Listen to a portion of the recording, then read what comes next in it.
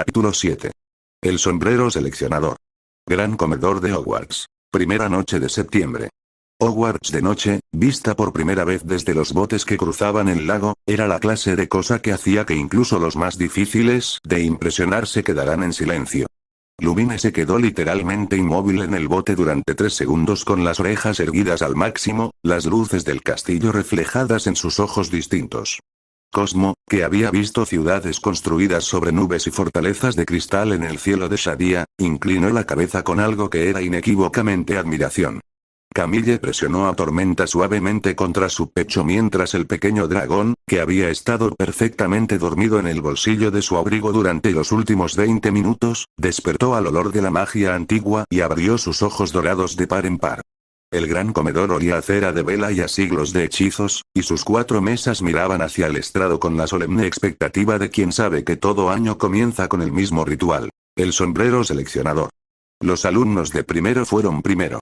Luego la profesora McGonagall, con su expresión de granito amable, les explicó a los 4 nuevos que el proceso era el mismo para ellos. El sombrero leería sus características y decidirá. Cody, ¿un sombrero? Dijo Cody en voz lo bastante baja para que solo sus 3 compañeros lo oyeran. Toda la decisión de con quién vas a vivir los próximos años depende de un sombrero viejo.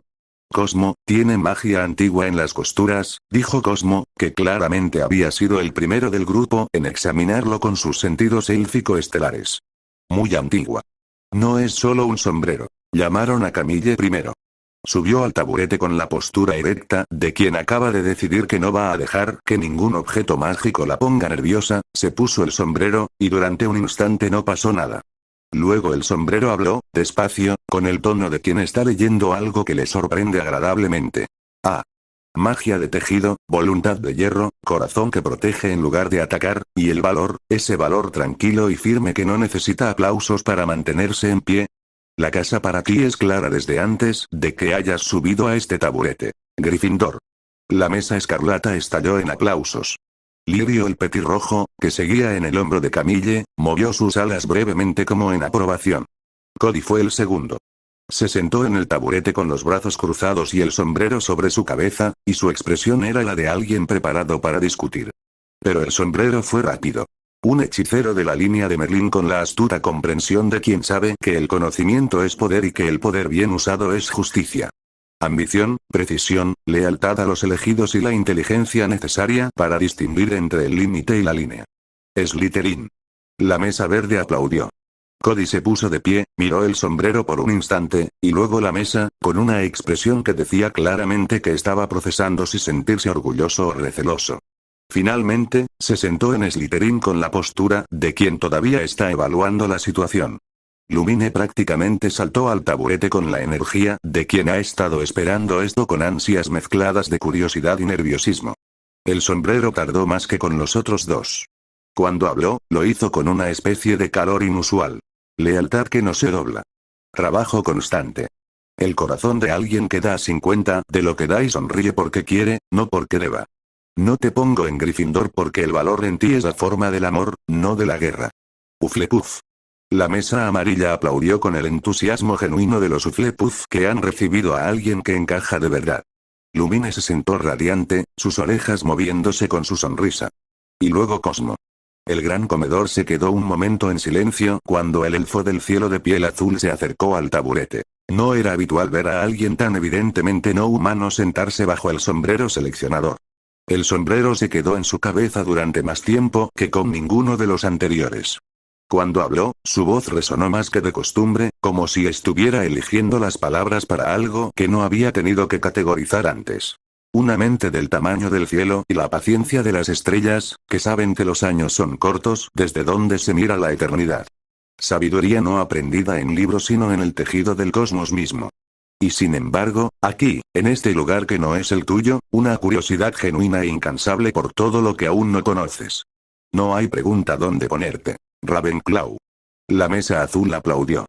Cosmo se quitó el sombrero, lo miró con la expresión de quien acaba de tener una conversación interesante con un objeto inusual, y lo devolvió con una pequeña inclinación de cabeza que el sombrero no pudo devolver pero que, Harry pensó, habría apreciado. Capítulo 8. Primeras clases. Mundos entrelazados. Hogwarts.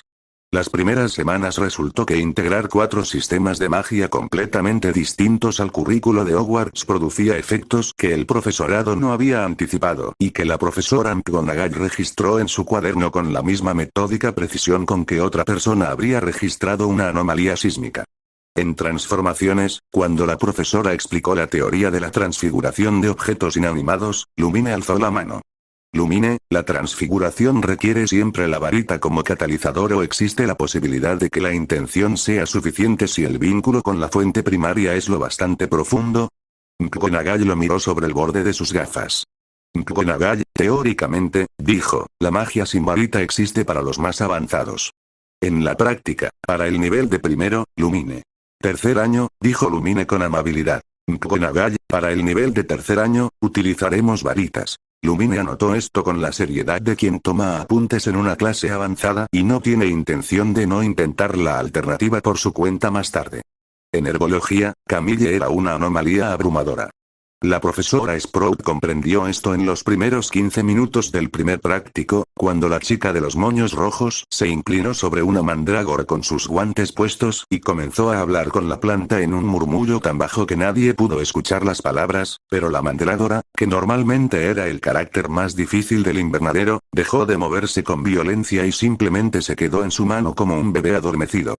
Camille, la magia de la tierra les habla en el idioma del crecimiento, explicó Camille ante la mirada estupefacta de Sprout. Las mandrágoras son plantas con alma joven.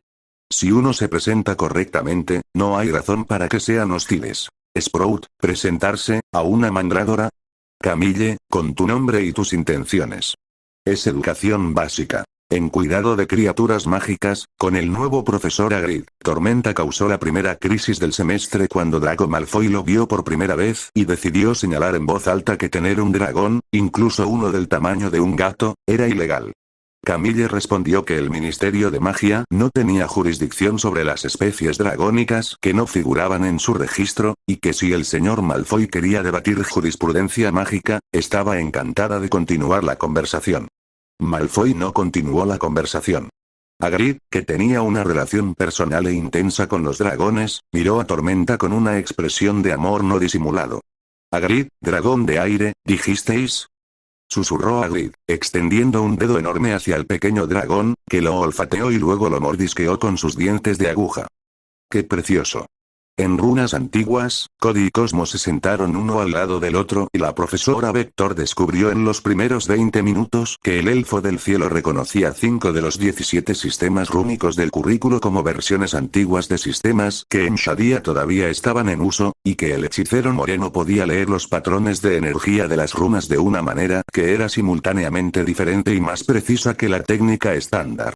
En alquimia, una clase semestral optativa que Cosmo había elegido con la determinación de quien lleva toda la vida esperando que existiera, la profesora resultó ser una mujer de unos 60 años con gafas de media luna y la actitud práctica de quien ha visto metales transmutarse el suficiente número de veces como para tener opiniones firmes sobre el proceso. Cosmo llegó a la primera clase con un cuaderno en el que había apuntes sobre la gran obra, el Opus Magnum, la alquimia greco-alejandrina, la islámica medieval y la rama china de la inmortalidad física, y la profesora lo miró con el respeto cauteloso de quien reconoce a alguien que ha hecho sus deberes. En astrología, Cosmo era, sin ninguna duda posible, el mejor estudiante que la profesora Trelawney había tenido jamás.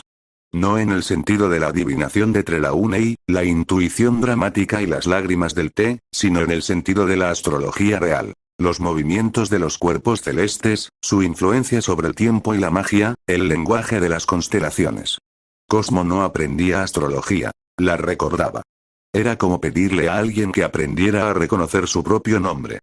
Trelawney, joven Cosmo, dijo la profesora Trelawney un día, con sus enormes gafas de media luna mirando al elfo como si lo viera a través de varias capas de tiempo, percibo en ti una conexión con el más allá que va más allá de lo, más allá.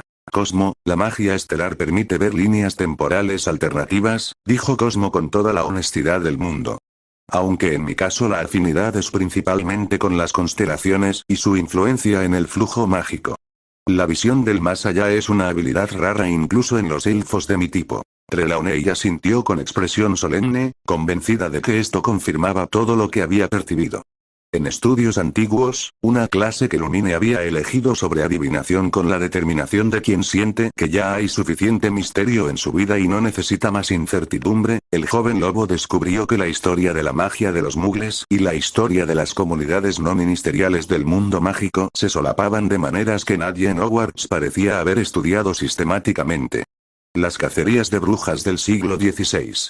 El gran cisma mágico del 1312, cuando las comunidades de brujas se separaron de los magos de varita. Los tratados de no intervención de la congregación. Lumine tomaba apuntes con letra pequeña y ordenada que contrastaba con el resto de su carácter. En defensa contra las artes oscuras, el profesor Lupin resultó ser exactamente el tipo de maestro que hace que los alumnos se pregunten por qué no todos los profesores son así. No porque los condescendiese o porque les facilitara el trabajo, sino porque los respetaba. Les daba información real, herramientas reales, y la confianza de que podían manejarlas. En la segunda clase, miró al grupo extendido, Harry, Hermione, Ron y los 4 nuevos, y dijo: Lupin, el mundo mágico, como algunos de vosotros sabéis mejor que el ministerio, es considerablemente más variado de lo que el currículo estándar de Hogwarts sugiere. Este año intentaremos, en la medida de lo posible, cubrir esa variedad. Incluyendo, hizo una pausa significativa, sistemas de defensa que no requieren varita. Miró brevemente a Camille. Ella lo miró de vuelta. Había, entre ambos, el reconocimiento silencioso de 2 personas que saben exactamente qué significa lo que acaban de decirse.